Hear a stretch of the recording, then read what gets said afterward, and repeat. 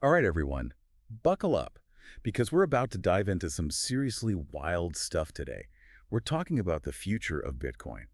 And get this, we're focusing on this almost unbelievable prediction from the European Central Bank. They actually think Bitcoin could hit $10 million per coin. Can you believe that?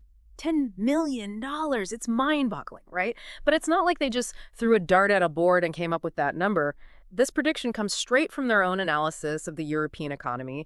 They've really looked into where they think things are headed. That's what makes it so fascinating. Exactly. It's not like some random crypto blog making this claim. We're talking about the ECB, a major player in the global financial system. To really grasp what they're getting at, though, we need to zoom out a bit. We need to look at the big picture of what's happening economically in Europe right now. And the research we have paints a pretty, well, concerning picture.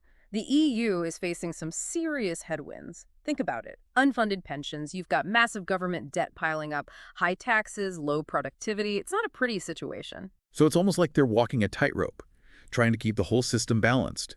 And to do that, they've basically got two not-so-great options, right? You got it. It boils down to austerity, which means slashing spending to balance the books, or inflation, which nobody really wants. But, well, austerity is never a crowd pleaser. So if you had to bet, which path are they more likely to take? Inflation. Right. You got it. And that brings us to Bitcoin and how it all fits into this puzzle. Okay, I kind of get the basics. Governments print more money to deal with debt, inflation kicks in, and the value of their currency drops. It's like having too much of something, it makes each piece less valuable. But how does Bitcoin enter the equation? Think about the money in your wallet, right? Dollars, euros, whatever you use, that's what we call fiat currency. It only has value because the government says it does. When inflation hits and people start losing faith in that government-backed value, they look for what's called a hedge, something that'll hold its value even when traditional currencies are tanking. So because Bitcoin has a limited supply, it starts to look really appealing as that safe haven, kind of like digital gold. Exactly. That limited supply is the key. There will only ever be 21 million Bitcoins. That's built into its code. It's unchangeable. Fiat currency, on the other hand, governments can print as much as they want, which, as we've seen, leads to inflation. That's the main reason people compare Bitcoin to gold. Okay, back to that $10 million prediction. I have to admit, it sounds crazy. Did the ECB pull that number out of a hat? Or what? I know, $10 million, it seems outlandish at first glance, yeah. Absolutely. But when you break down their logic, it starts to make a bit more sense. Okay, I'm all ears.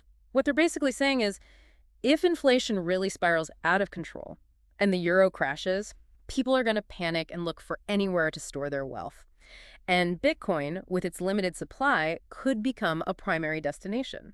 So, huge spike in demand. But supply stays fixed. Prices go through the roof and boom, $10 million Bitcoin. Precisely. And that's the aha moment for me. What do you mean? It gives us a peek behind the curtain, We see how a major financial institution is really looking at the future of finance. They're acknowledging the power and potential of Bitcoin, even if it makes them nervous.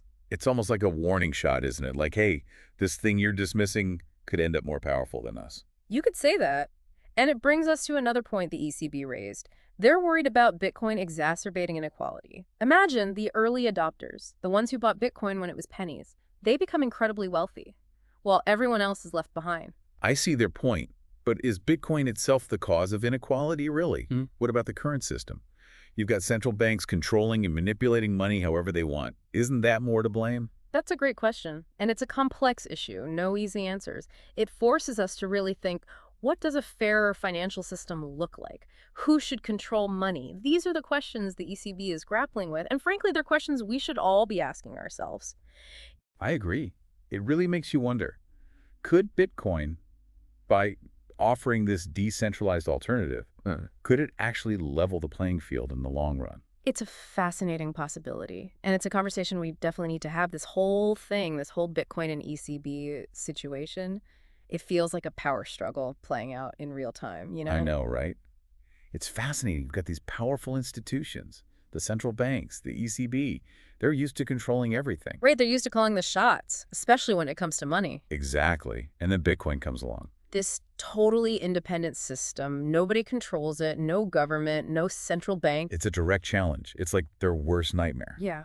And just by acknowledging Bitcoin, by making this prediction, The ECB is shining a spotlight on this tension. I see what you mean. It's like they're saying, hey, this thing you're ignoring, this thing you think is a fad, it could become way more powerful than us. It's a wake-up call. So how do you think central banks and governments will react as Bitcoin grows? Will they try to regulate it to death? Or maybe even try to ban it? Or could we see them eventually embracing it? That's the million-dollar question, isn't it? Nobody knows for sure.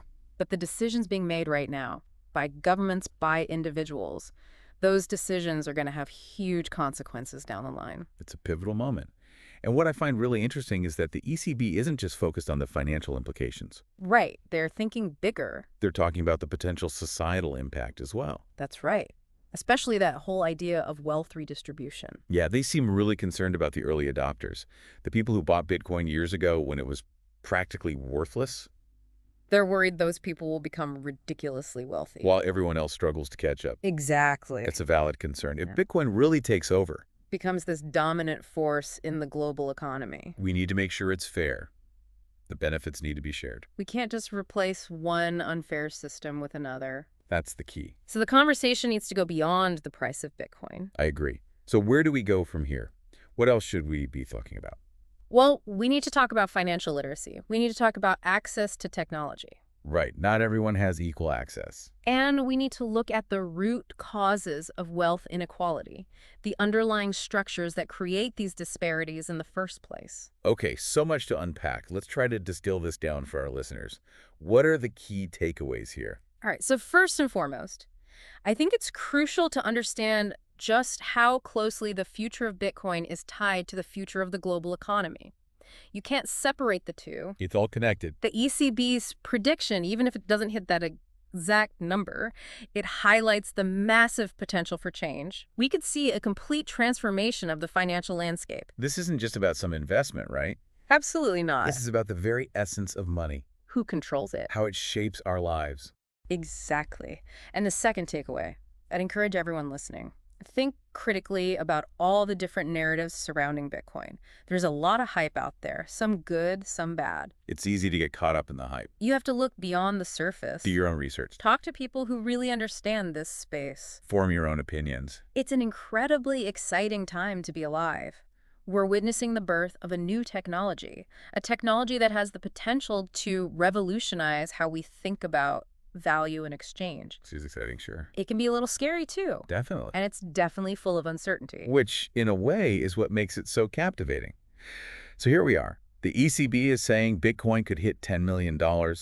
Europe's economy is teetering a bit. And central banks are looking pretty uneasy. When you think about the future, what comes to mind? I think the biggest question we're all facing is what happens next? Yeah, what happens next? Does Bitcoin really have the power to completely change the financial system, like really turn everything upside down? It's a huge question. And if it does, what does that mean for everyday people, for governments, for the entire global economy? Because even if it doesn't reach $10 million, just its existence is making us rethink like some really fundamental ideas about money. Right, like what is money? Well, Even who gets to control it? How does it impact our lives? That's what makes this whole thing so fascinating. I know, right? We're seeing this brand new technology emerge, and it could completely revolutionize how we think about value and exchange. It's exciting. Definitely exciting. It's a little scary, too. Oh, absolutely. There's so much uncertainty. Tons of uncertainty. But that's also what makes it so compelling. It's like we're on the edge of something big. We are on the edge of something big. And regardless of what happens with Bitcoin. Just the fact that we're having these conversations. Right, the conversations are important. We're confronting some really deep questions. About technology, power. The future of society. We need to keep having these conversations. Absolutely. The future isn't just something that happens to us, right? We create the future. Through the choices we make. Our actions. Stay curious. Yeah, stay curious. Stay informed. And most importantly, stay engaged. couldn't have said it better myself. So, we'll leave you to ponder all of this. Maybe grab a notebook, jot down some of your own thoughts. What does the future of money look like to you? It's a big question. Thanks for joining us on this deep dive into the future of Bitcoin. And we'll catch you next time.